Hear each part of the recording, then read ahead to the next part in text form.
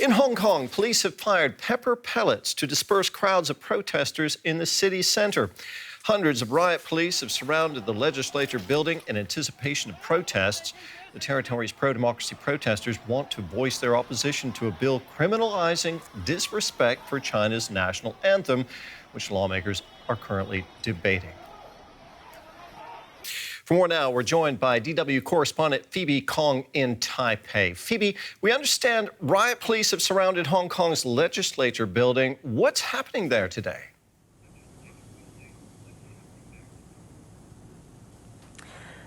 A controversial national anthem bill will be tabled in Hong Kong's legislature today for its second reading. So, as you have mentioned, the law is aimed at prohibiting disrespect to the Chinese national anthem. So, this is a piece of law, already being implemented in the mainland China, and now the Hong Kong government is trying to push for the same set of legislation in Hong Kong in a bid to ban such disrespect and insult.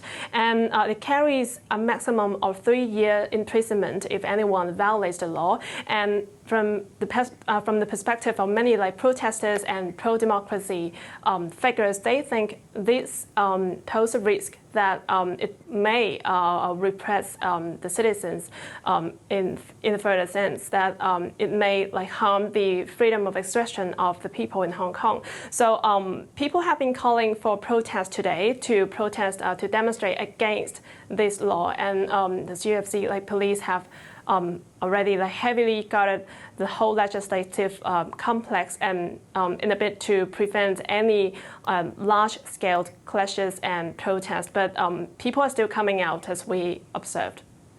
The pro-democracy movement in Hong Kong, Phoebe, is up in arms about Beijing's plans to impose new laws, particularly a new security law on the territory. Can we expect violent protests like we saw in Hong Kong last year?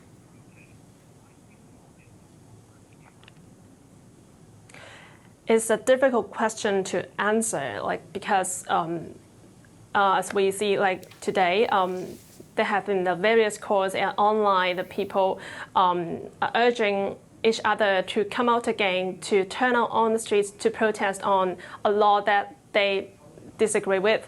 But we have said, seen the police have changed their tactics drastically. They guard every entrance of the metro stations and subway stations, and they stop and search a large amount of people on the streets, to prevent anyone to gather and try to assemble with each other. So it's getting more and more difficult and challenging, or even more risky, for people to gather and protest on the streets. And also, given the fact that Hong Kong is still implementing a social distancing rule, which prohibits any gatherings with people with over 8 people. So can be other reasons or excuse for the authority to crack down on such protests. But we see many frontline protesters, they are still determined to protest. Phoebe, thank you very much for now. That was DW's Phoebe Kong in Taipei. Well, for more now, let's go straight over to Alvin Yeung. He's a member of Hong Kong's Legislative Council and leader of the pro-democracy Civic Party. Thanks for being with us, Mr. Yeung. Where do you stand on the proposed national anthem law? Hello, Terry. Thank you for having me. Simply speaking, the Democratic camp is united in opposition to this controversial national anthem law. We see that you do not regulate people and legalize or restrict people from respecting a national anthem or even a country. You earn your respect. You do not make law to make people to respect you. Okay, law on the national anthem is one thing, but Beijing is preparing to impose a sweeping national security law on Hong Kong with far-reaching implications. What impact do you think that will have? It undercuts Hong Kong's legislature. It doesn't go through the Hong Kong legislature. In fact, Beijing simply, the word impose is an accurate way to say that, because Beijing doesn't consult Hong Kong people. They just say you have to take it. And more importantly, this controversial national security law will undermine Hong Kong's high degree of autonomy and also the freedom that guarantees Hong Kong's success. If Beijing is determined to exert more control over Hong Kong, is there really anything you can do to stop it? Well, in practice, perhaps it's very difficult to stop Beijing from imposing such controversial piece of legislation on Hong Kong.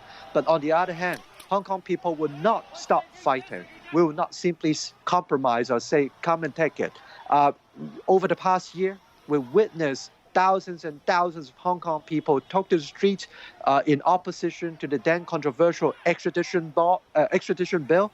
And this year, when it comes to national security, people are equally angry about it. And obviously, people will take their chances to voice out. And more importantly, Hong Kong is no ordinary city of China. This is an international financial hub. And we are doing everything we can to tell the rest of the world so that the rest of the world would understand and stand with Hong Kong. Now, we're just seeing some pictures of some police on the streets clashing with protesters to some degree. We're hearing that there's a massive police presence in Hong Kong. They're surrounding Parliament, stopping and searching people, even using pepper pellets. How concerned are you about a total police crackdown in Hong Kong? Extremely. We have, according to the reports, there are over 3,500 policemen on the street on duty today. I personally witnessed countless police officers in full uniform, anti-riot uniforms, surrounding the Legislative Council building. But come on, this is the People's Parliament, in theory, and they are trying to stop people from getting close to the Parliament. What sort of government or parliament is this? So when they are trying to pass this national anthem law and try to earn people's respect, they are basically doing something to the complete opposite. How confident are you that other countries will come to Hong Kong's aid, given China's importance on the international stage? At the end of the day, it's up to each and every country and their people whether you would speak up for Hong Kong. This is not only about interest. I know a lot of countries, including Germany, have a lot of people living in Hong Kong. You have your investments here. But not only that, Hong Kong has long been a member of the free world. We share the same values. We share the same liberty and freedom. And now when China is trying to take this away from Hong Kong, we expect the rest of the world will speak up for us. Mr. Yung, thank you very much for talking with us today. That was Alvin Yung, a member of Hong Kong's Legislative Council and leader of the Civic Party. Thank you.